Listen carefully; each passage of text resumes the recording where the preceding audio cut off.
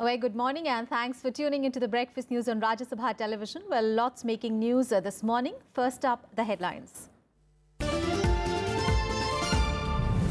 The Election Commission worried about abuse of money and fake news in the run-up to Karnataka polls.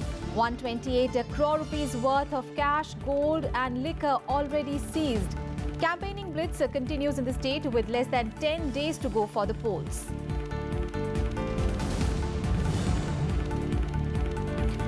Sugarcane farmers to get 55 rupees per ton directly into their accounts for cane sold to mills, sent to give 1,540 crore rupees to clear a portion of the dues owned by mills. Senior citizens to benefit after investment limit in government pension scheme is doubled by the cabinet.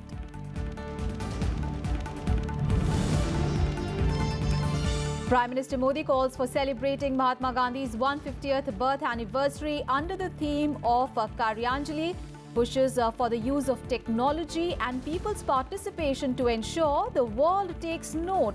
President calls for events to leave behind tangible legacies.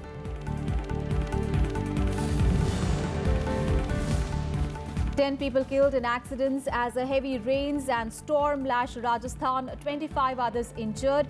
Rain and thunderstorms also hit Delhi, Haryana, Punjab, Himachal Pradesh and Uttarakhand.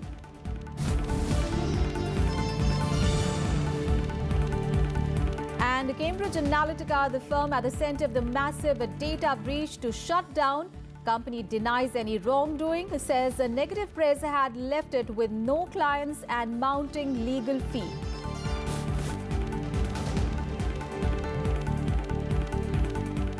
First up, let's get you all the news from poll-bound Karnataka.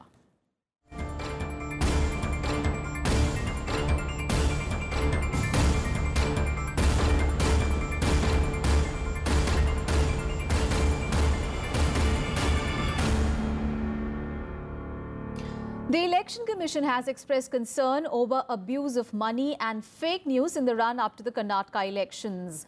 The Chief Election Commissioner, O.P. Rawat, has said that the money seized in the run-up to the 2013 state elections was around 14 crore rupees.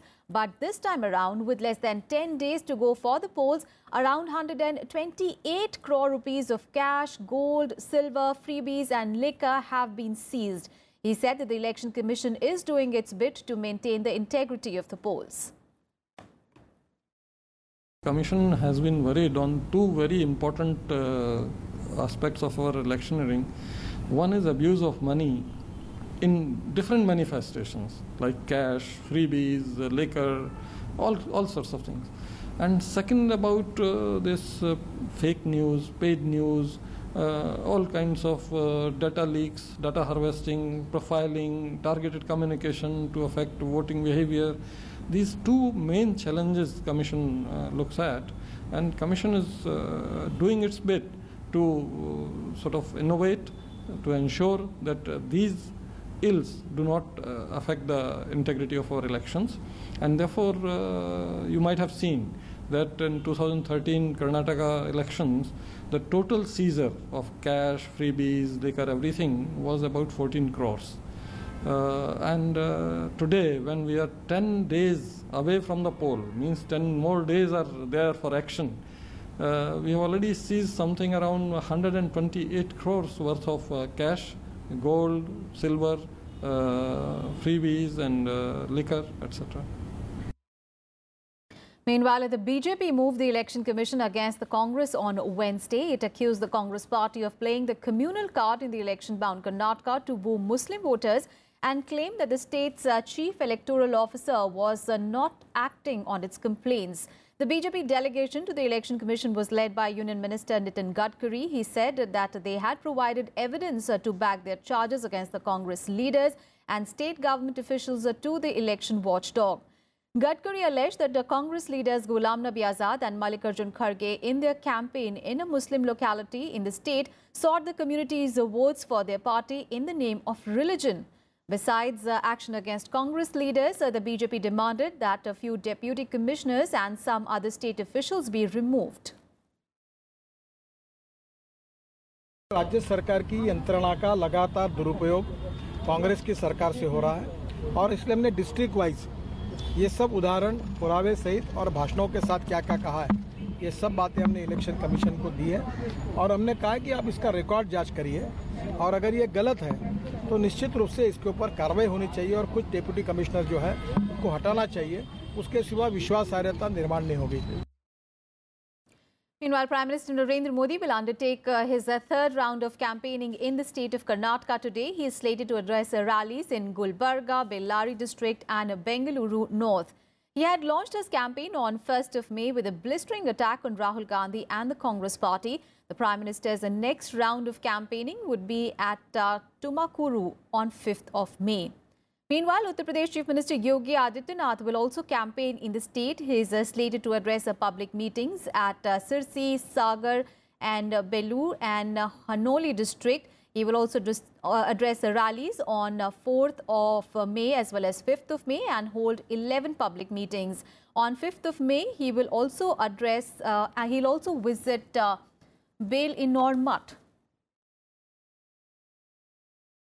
And Congress President Rahul Gandhi will today undertake the 8th leg of his campaign in the state, resuming his Jan Ashirwad Yatra. Rahul Gandhi is likely to hold corner meetings in Bidar.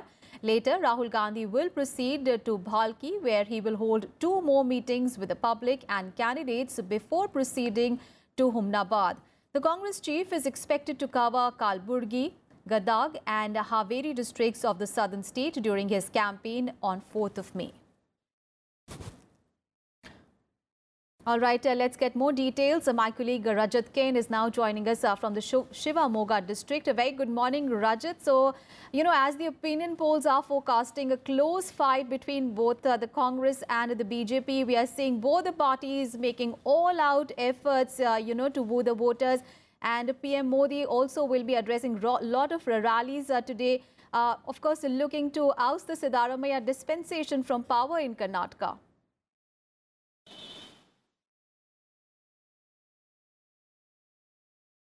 Well, that's right, Aishwarya. Last 9 days remaining before Karnataka polls to elect its next government and expect flurry of activities from both the camps. In fact, the third camp is also included with JDS that can't be ruled out in certain districts of Karnataka where it holds sway, especially in Shivamoga. Last time around, out of 7 seats in the district, it had won 3 seats. Now, coming back to the main question of the rallies of Prime Minister Modi and Congress President Rahul Gandhi, both of them are slated to address several rallies across the state today and in the days to come.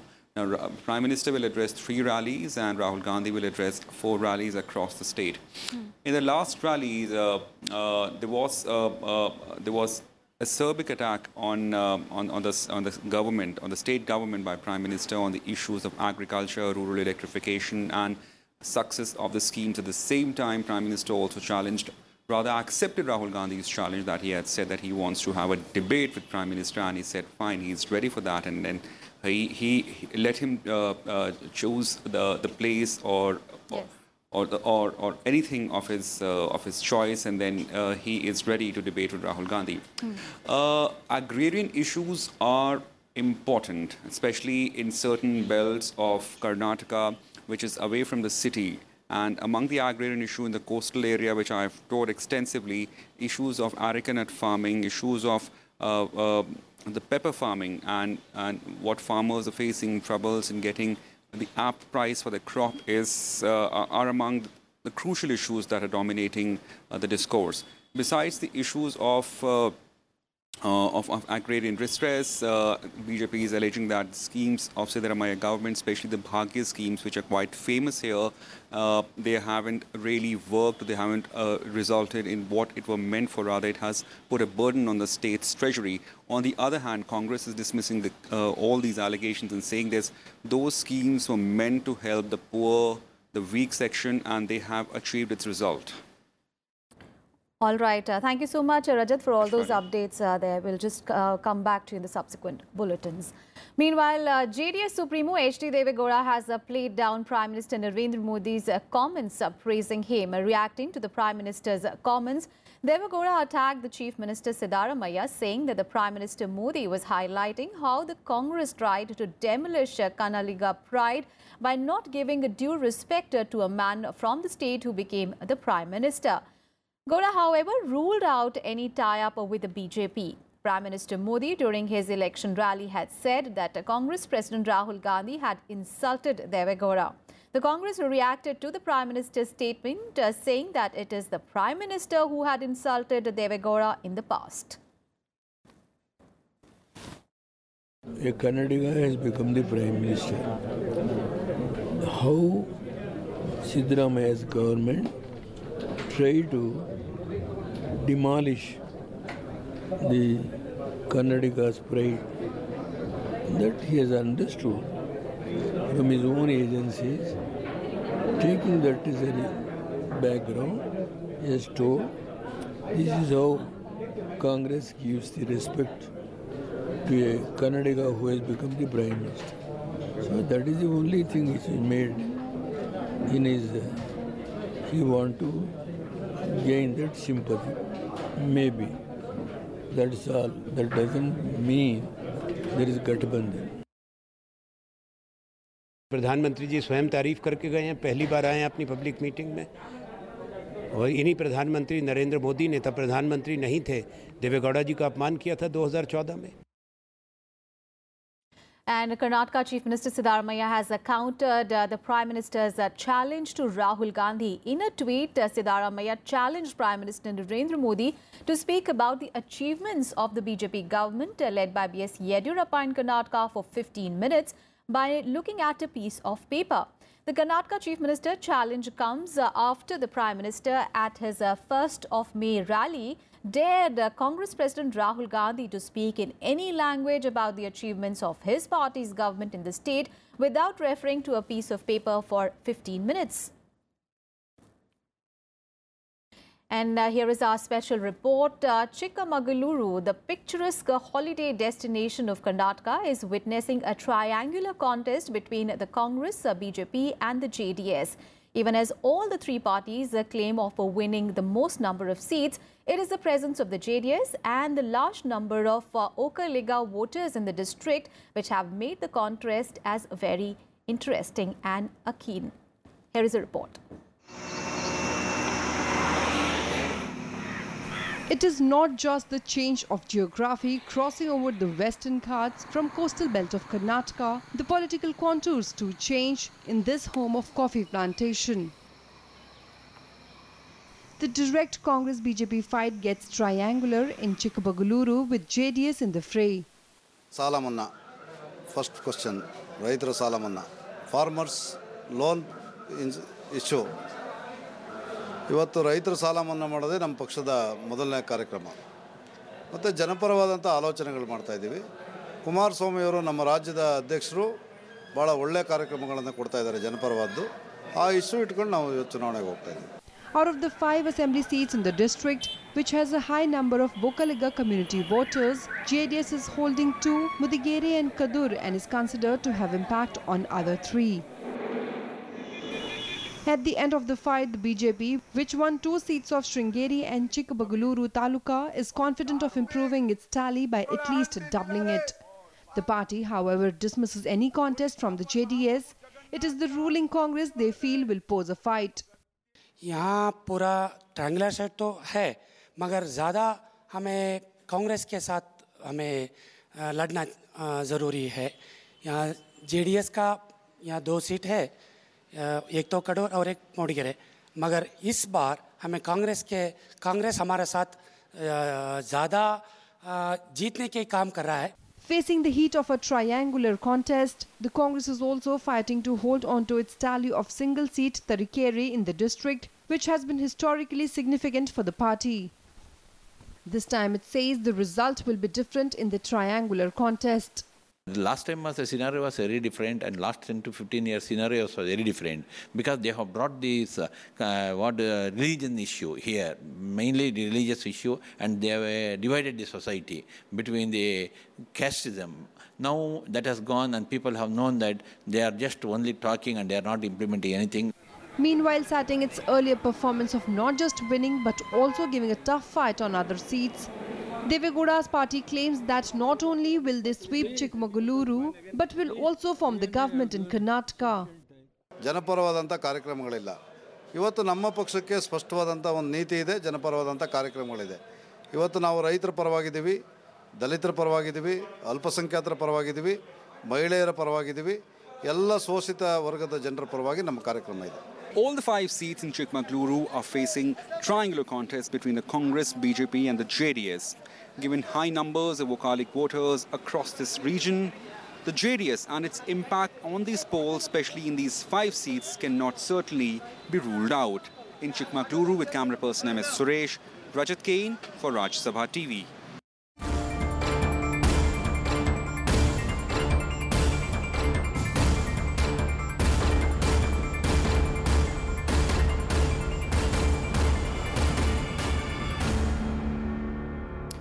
That was our special segment on the upcoming Karnataka election. And with that, we'll take a very short break. We'll be back with more news. Stay tuned.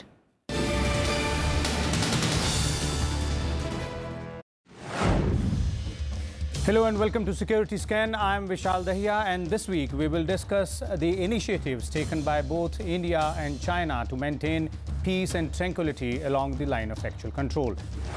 On the Indian side, as also on the Chinese side, there is a desire to keep relations stable, keep them peaceful. We prevented conflict, but CBMs have not resulted in trust building between the two sides. So as a result, we are back to square one. We have to ensure that what has been agreed upon is implemented properly. And for that is where I think the strategic guidelines come into play.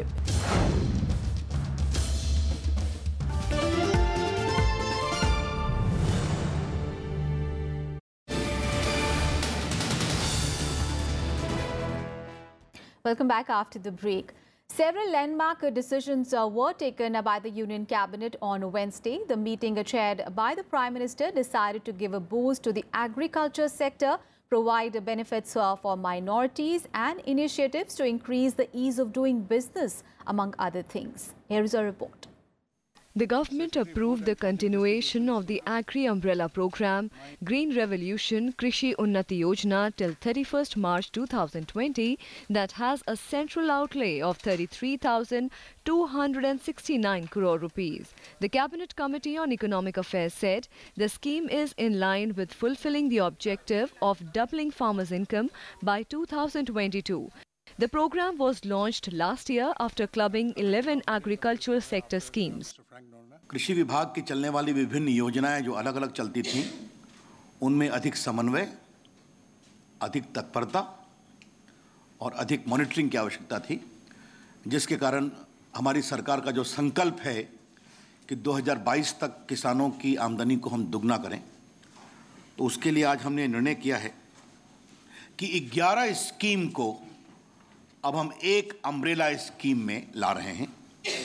उसका नाम है हरित क्रांति कृषोन्नति योजना.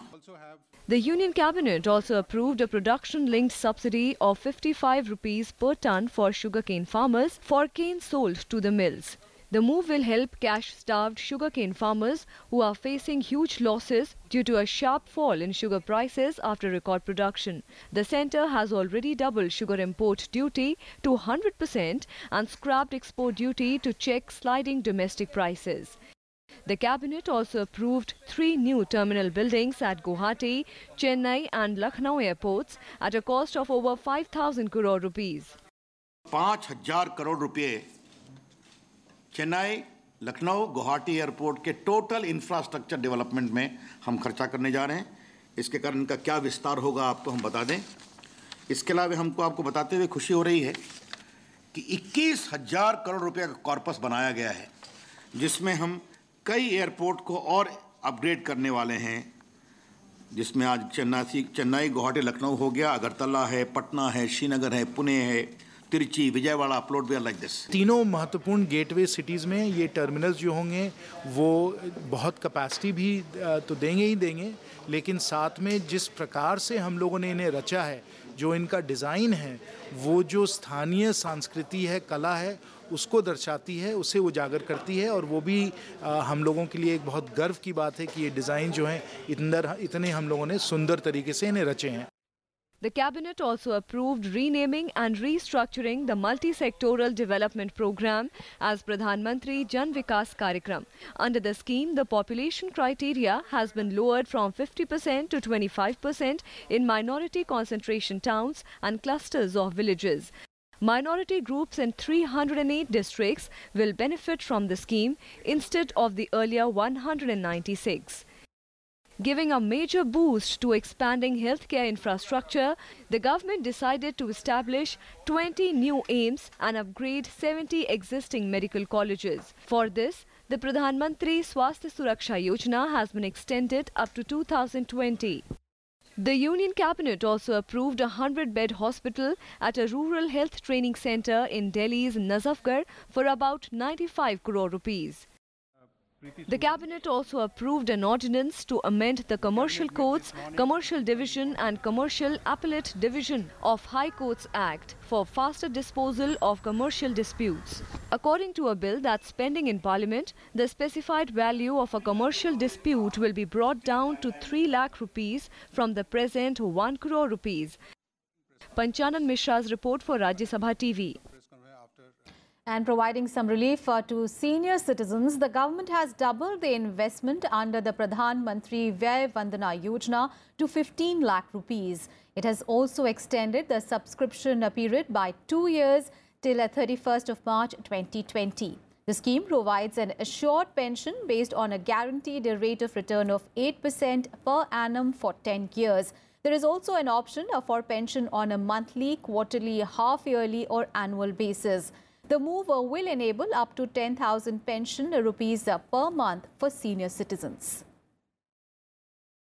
प्रधानमंत्री व्यय वंदन योजना, इसका मतलब होता है कि वृद्ध लोगों के लिए 60 प्लस के लोगों के लिए अधिक हम अवसर बनाएं। तो it enables 10,000 rupees pension per month for senior citizens और इसमें जो इन्वेस्टमेंट लिमिट है वो 7.5 लाख को 15 लाख किया गया है।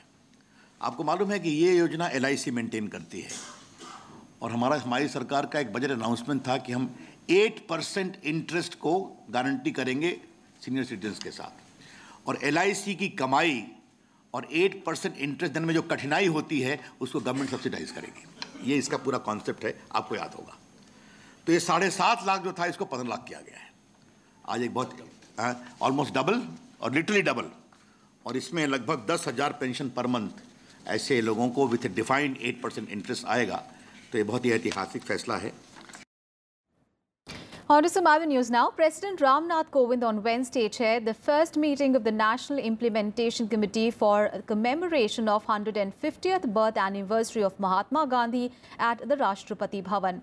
Prime Minister Narendra Modi, along with cabinet ministers, chief ministers, opposition leaders and citizens from various walks of life and people from overseas were present at the event.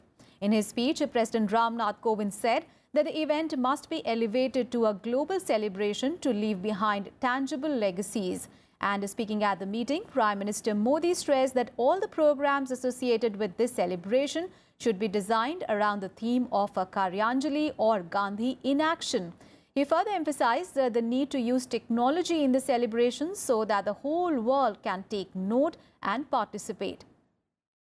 Also, in a series of tweets, President Ramnath Kovind shared the details of the function, saying that Gandhi remains one of India's greatest gifts to humankind. He said Gandhi was a nationalist and an internationalist as well. Prime Minister Narendra Modi also tweeted saying that while celebrating Gandhi, we must ensure more and more people across the world know about his greatness.